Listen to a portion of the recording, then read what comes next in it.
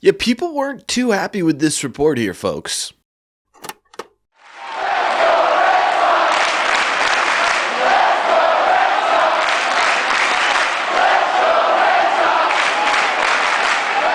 What is going on, everybody? Welcome back to Red Sea Radio. My name is Corbin, and thank you very much for clicking on this video. Guys, we are still raising money for the Movember Foundation. There's only a few days left in this fundraiser. Our goal is to get to $3,000, and if we do, we're going to be giving away opening day tickets. We're very close to 2/3 of the way there. Let's see if we can get there by the end of this week. Thank you very much to those who have donated and who are going to donate. Anyways, it's been pretty quiet on the Eastern Front here, huh? I mean, yes, we've got some craziness with the Rule 5 deadline and all those trades that took place, but they weren't crazy impactful. And today is the arbitration deadline for a lot of baseball teams. Well, every baseball team, I should say. So maybe we see something surprising pop up there. But in terms of external additions to the Boston Red Sox, it's been kind of radio silent. I mean, it's really been radio silent throughout all of Major League Baseball. There hasn't been much in terms of rumors or reports or anything going on in terms of where teams are. And I think that's driving Red Sox fans specifically a little bit crazy and a little bit out of their mind. And I think yesterday's report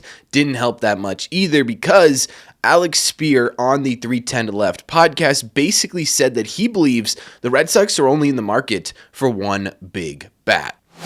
Now, this was said on the NESN, I would say, flagship podcast. I don't really know where it stands in terms of their ratings or whatever, but it's the 310 to Left podcast hosted by TC and Alex Spear. I would show you the entire clip, but apparently NESN does not like Red Sea Radio, which is fine by me, so we can't exactly show it on YouTube. But what I can do is show you the actual quote that's been making its way in terms of people starting to get angry with it. The quote is, "I feel like the Red Sox are in position to add multiple position players, but I feel like in terms of the top tier, you're looking at trying to identify one player from that and then having maybe a mid-tier free agent." Now, I think some of you are sitting there like, oh boy, here we go again. And then other people are sitting there saying, yeah, why is this making people angry? And I think that's the best place to start. Why would the idea of saying, hey, let's see the Red Sox go out and get a top-tier free agent and a mid-tier free agent to help this offense be something that angers Red Sox fans? I think ultimately why people are a little bit frustrated with this sort of reporting from Alex Spear here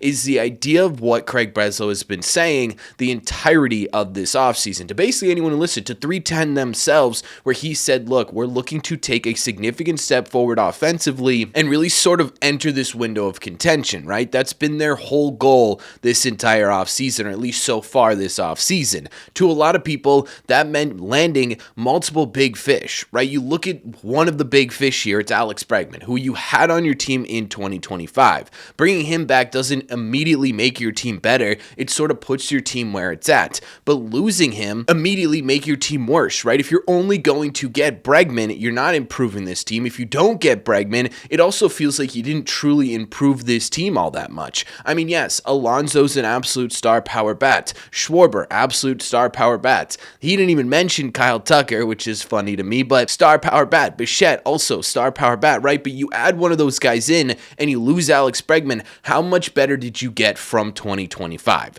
right? Because it doesn't feel like it's going to be a lot. Yes, you're probably adding more home run potential than what you had with Alex Bregman, but you're also losing that contact ability. You have this trade-off here, and you're not really making your team incredibly better. You're just changing the landscape of your team a little bit, right? And I think that's why immediately Red Sox fans look at this and they go, well, our plan, I think as Red Sox fans, especially sitting here with the financial might that the Red Sox have, and after the season that they just had, not to mention the words that Craig Breslow said, we're expecting bigger things, right? We're expecting for the Red Sox to sit here and to say we need Bregman and another top-tier free agent, because that would be a significant improvement, right? Because getting back to Bregman, you're back to 2025, like I said, and then you add an Alonso, and all of a sudden you're adding 30 plus, 40 plus home runs to a lineup that was really fantastic for most of the season, right? And that's a legitimate improvement. So immediately you sit there and you say, well, wait a second, if they're not going to do that, are they planning on significantly improving enough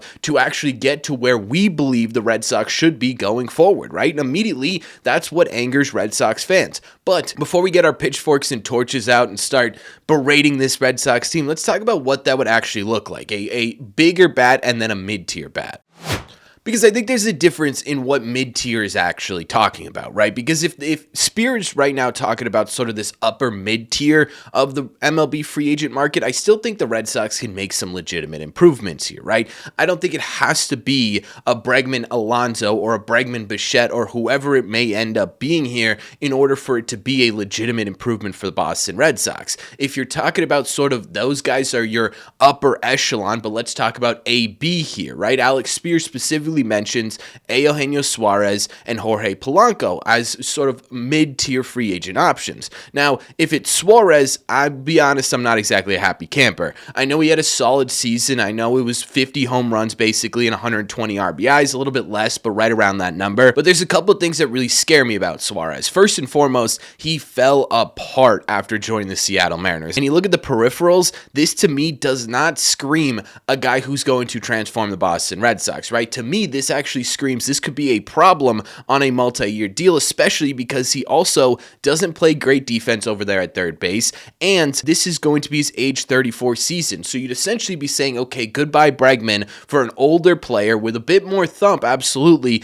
but a whole lot more strikeouts, a lot worse defense, and a guy who doesn't hit the ball hard on a consistent level. Polanco, on the other hand, is somebody I'd be a bit more okay with, right? He's got a lot of versatility, a lot of pop, can play a lot of different positions. His peripherals look much more on par with what he did this season with 26 home runs and 76 RBIs. I don't think it'd be a bad piece at all, but again, this would be a true complementary piece, right? This isn't a dude who you're going to stick out at second base for 160 games because his defense, as well as Suarez's, is not incredibly fantastic, right? He would be mostly a DH for the Boston Red Sox, so he adds versatility being that switch hitter, but you're also limiting your defensive capabilities a little bit. Is that worth the trade-off for 26 home runs? I don't exactly know, right? The contract would be shorter, the money would be shorter, but with the impact it actually has on the Boston Red Sox, be what we want it to be to bring this team to the next level. Now, Polanco is the third guy you add to this lineup, right? Maybe you bring Bregman back, maybe you sign somebody else, we're going to talk about it in a second, and then you add Jorge Polanco to this lineup. Then I think you really are adding a legitimate mid-tier free agent that's going to really kind of drastically change the Boston Red Sox, but that's in tandem with two other people. Just getting Alonso and Polanco, I don't know how much better the Red Sox are going to be in 2026 than they were in 2025. But it would still be an impact type bat, and I think a lot of people would be relatively satisfied with that offseason. However, what if the Red Sox are considering a guy like Okamoto to be that mid-tier free agent? I mean, to me personally, Okamoto makes a lot of sense being in that sort of upper, mid, lower, top tier type talent. You take a look at what his projected contract is expected to be. It's expected to be 4 years, $64 million, which is just over $15 million a season. That is certainly not top tier, upper echelon type money, and it could end up even being shorter than the 4-year deal because he's coming into MLB at age 30. This could absolutely be a guy, given his contact ability, the fact that he has a really solid eye, and the fact that he was constantly putting up 30-ish home runs a year in the NPB, not to mention his plus defense at third base and first base, that is a guy who ends up being almost as impactful as one of these upper echelon type players, right? This is the sort of mid-tier I'm talking about here when I'm saying, hey, let's hold off on the pitchforks and torches before we start getting angry here, right? Because if you end up with a Bregman or Alonso and then bring in Okamoto to fill that other corner position, that would give you the veteran production that you need. It would add star power to this lineup a little bit,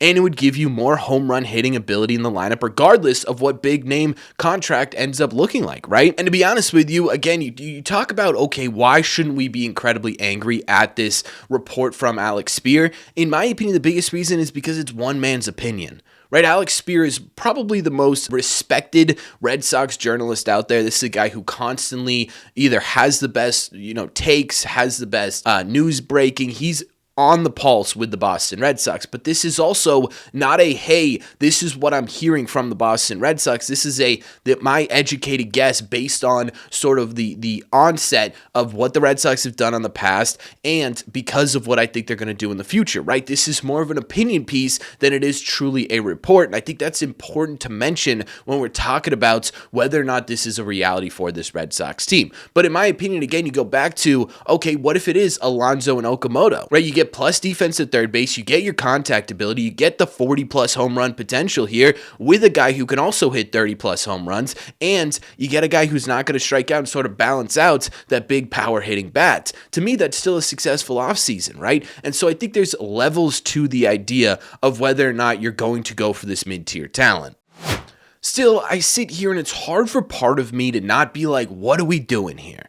Right, the Red Sox just came off of a season that clearly indicated that they are willing and able to get to this sort of upper echelon in terms of competition in Major League Baseball. On top of that, you have more financial might than 90% of other baseball teams, right? You are making more profits than most other baseball teams in this sport. Should we really be expecting the Red Sox to go and sort of dip their hook in the big fish ocean, grab themselves one, and then be like, okay, guys, yeah, thanks for the charter. We're going to head back to our little pond over here and see what we can kind of scrap together to finish out this lineup? In my opinion, absolutely not, right? We should be holding this Red Sox team to the highest standard possible because that's what we should expect given the season they had last year and given the money that they have at their disposal. This should be very easily Bregman and another top-tier free agent, right? The Red Sox should be specifically big game hunting this offseason. My fear with this report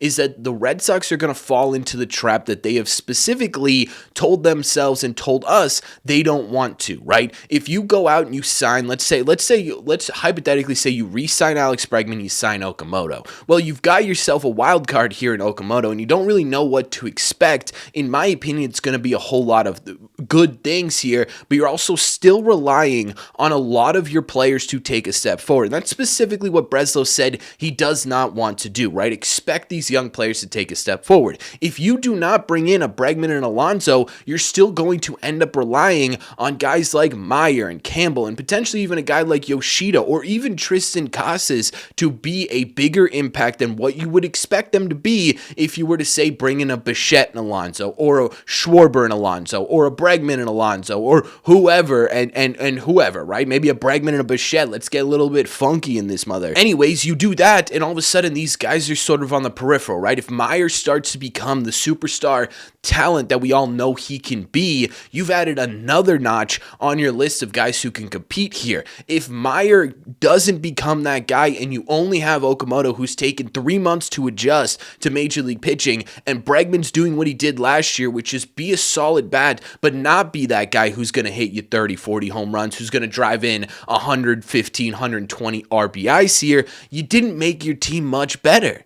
Right, and so that's my fear, is that they fall into this trap of expecting their younger players to take this step forward when the only thing that they have said this offseason is that they want to take a significant step forward and they don't want to rely on these young players to do that. And I think that's why Red Sox fans see reports like this and go, oh boy, right? Not only is there the history, obviously, with everything that's happened over the last few years with the Red Sox, but you've got these sort of statements that you sit there and you say, these are big statements from Craig Breslow. If you don't live up to these, everything this offseason, no matter what you do, is going to be considered a failure. So while I'm sitting here and I'm not getting overly upset about this report from Alex Bregman, while I'm sitting here saying the Red Sox can still have a successful offseason by going one top-tier guy, one mid-tier guy, I think my minimum for a mid-tier guy or my floor here should be Okamoto, right? You should be looking at Okamoto and above. And if you're not doing that, I think that is a bit of a failure on the Red Sox part. So we'll see what ends up happening with this. But yeah, I think fans are going to be angry with this statement. So let me know in the comment section down below. Are you angry? Are you sitting there hearing this saying, I knew it, I expected it, I'm going to be disappointed this offseason? Are you sitting here saying, look, I still think the Red Sox could be successful this offseason. I think we should let it play out and let's see what ends up happening. Let me know all your thoughts in the comments. As always, if you made it to the end of this video, do me a favor. Make sure you guys have hit that subscribe button if you haven't already. If you're new here, we talk Red Sox content almost every single day. Also, make sure you guys have hit the like button on this video as well. It just simply helps out a ton, and it's the best way to let me know you're enjoying the content. Thank you all very much for clicking on this one, and I will see you in the red seats.